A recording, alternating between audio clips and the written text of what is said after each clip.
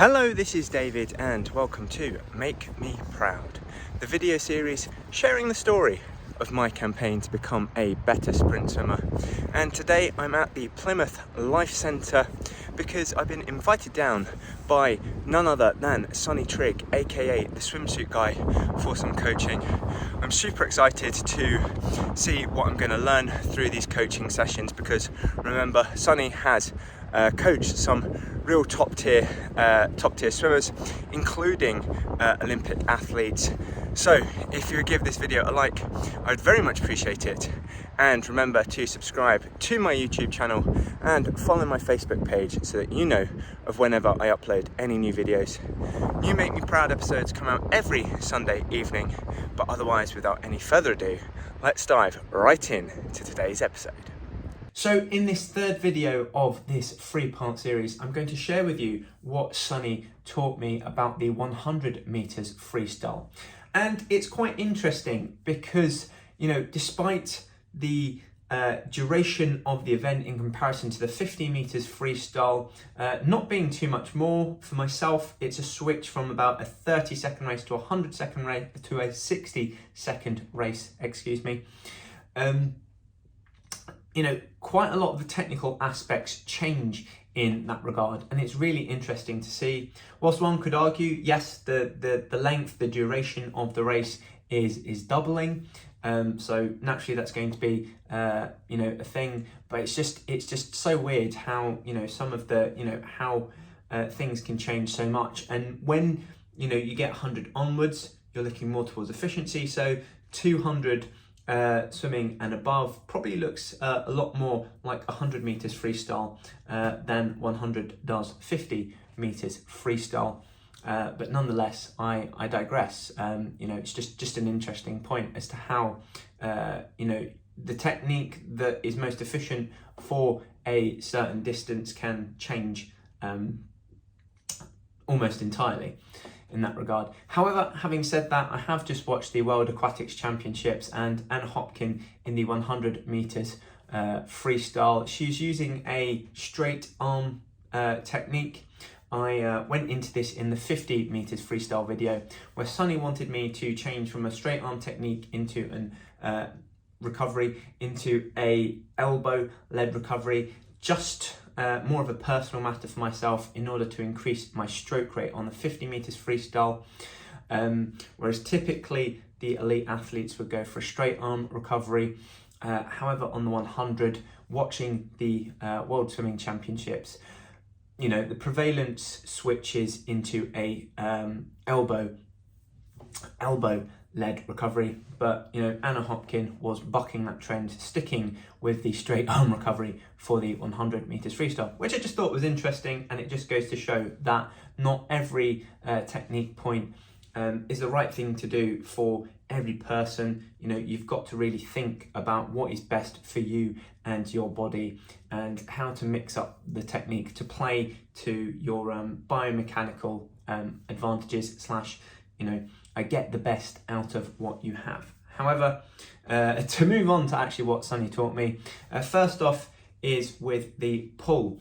So this is the part under the water. You've got your arm gliding out nice in front of you. And what you want to do is you start with your fingertips, bringing your fingertips down first. And then you're bringing your forearm such that it's vertical. So you're trying to get your elbow over your hand in that regard before you then initiate the pull backwards.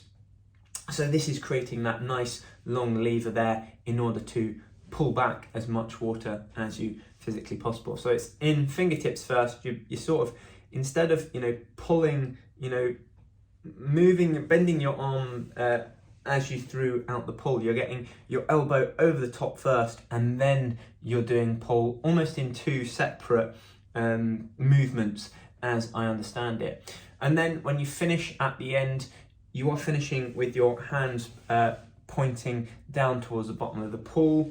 So you're out like this, and you're not doing a little flick at the end. You're ending the stroke such like that with your fingers pointing down. So just interesting in that regard as to how it works. It's taken a lot of conscious effort for me when doing this in the pool. I've got to seriously think about it, but then again, I'm trying to really hone in those finer technical points. So because it's something new and something that I'm not used to, it's naturally going to be that way. However, yeah, it's something that I really got to consciously think about. So the next talking point is using the arm recovery to push into the glide forward. So this is as you come over on the recovery, and then you've got the momentum utilizing that elbow-led recovery to push into the glide. This is something that's harder to achieve with the straight arm recovery technique. I think the elbow-led recovery really lends itself well to this. It's like sort of your momentum is sort of coming down with the straight arm recovery, whereas here it's more going forwards. So straight arm, I mean as in down into the water, whereas the elbow-led recovery, you're pushing forwards with that. So yeah, totally get this technique point and why it's advantageous, and yeah, just generating that overall efficiency in one's stroke for the 100. So then we move on to breathing, and of course over the 50 meters freestyle, the big thing is that you are to try and complete it with as few breaths as possible, ideally none if you can, so hold it for a 50. I can't manage that. The lowest I've done is 1, but I typically am now able to manage only 2 breaths per 50. However, when moving on to the 100, Sonny suggested sticking to 2, and this is what you see all the elite level swimmers doing. They're breathing every 2, and that's just to try and take on as much oxygen as possible. So really interesting switch there, because when I was taught freestyle and swimming, we were trying to get that bilateral breathing, so breathing every 3, so that you're breathing to one side on one cycle and then to the other side on another cycle. And Sonny said he wanted me to keep that because it's just good for the shoulders and good swimming practice. So whenever I'm doing drill type stuff and lower lower intensity work, to try and keep that bilateral breathing pattern. However, when doing race pace stuff, move into that breathing every 2 technique to put it in get used to doing it in racing conditions. So difficulty there in trying to manage 2 different techniques, have 2 different techniques for different situations there. However, I think it's the right one, and it's not too hard to switch up in that regard. I've done it, and I'm quite comfortable both breathing every 2 and breathing every 3. And in 100s, I have started breathing every 2 when I start to tire. So it's not something that is completely alien to me. And one thing that Sonny also suggested as well, maybe for the first 50, is breathing every 4. Keeping my head down, taking advantage of that reduced drag from breathing over the first 50 of 100, and then move into every 2 on the back 50 as I start to fatigue and need to take on that little bit more oxygen. So an interesting little tactic there for myself, which I think I will employ. There have been occasions where I've gone out on 100 overly excited and have forgotten to breathe on the first length. So I have been known to do something similar like that before, but I think it's good after the dive. You want to keep momentum up. So yeah, you sometimes you can forget to breathe, and sometimes you just like breathing I don't need to breathe every 3 strokes on the first 25, and perhaps even on the second 25 as well. So I think that breathing every 4 is good, because you're still taking in oxygen for the back half of the race, but at the same time, you're not causing drag by breathing too often. So I think that's a nice compromise and a nice tactic to use.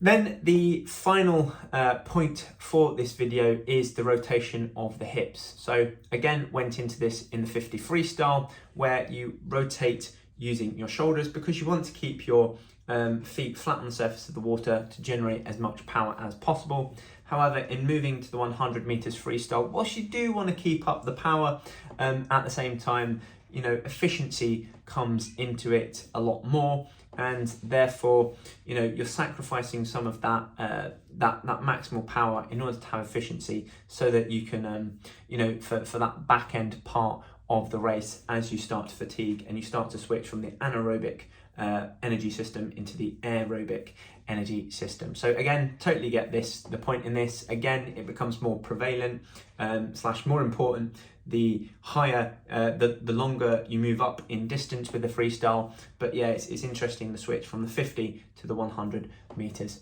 free. But other than that, that is everything for this video. Sonny has been a fantastic coach, and hopefully I've managed to impart a lot of what he has taught me over those 3 sessions. It was just an incredible experience going down. It's really changed things, and I feel as though I'm noticing an increase in speed in my swimming. It's a little bit hard because it's probably only a second different maximum over a 50 or even over 100, but there's just something there. There is something which is making me feel just that little bit faster because of these technique implements that I've seen. The big test will be in a couple of weeks' time at the AP Masters Grand Prix in Sunderland, which is on the 9th, when I'm racing the 50 fly and the 100 meters freestyle. So fingers crossed, you know, all these techniques and pointers that Sonny has taught me will come into use there. It'll be a long course, so it'll be an interesting sort of baseline point, and about a month and a half out from nationals. So yeah, it'll be key going forward just to understand where I am in that regards with regard to my swimming. However, that is, yeah, it's been absolutely fabulous. Make sure to check out his programs, because they're really helping me to keep the training fun and interesting, but also developing myself and pushing myself at the same time. Otherwise, I've been David Westcough. Thank you very much for watching, and I'll see you again next time. Subscribe to my YouTube channel and follow my Facebook page so that you know of whenever I upload any new videos. Similarly, who else might enjoy this video? Please share in the swimming fun by either tagging them in the comments below or clicking on the share button. Otherwise, check out westcough.com.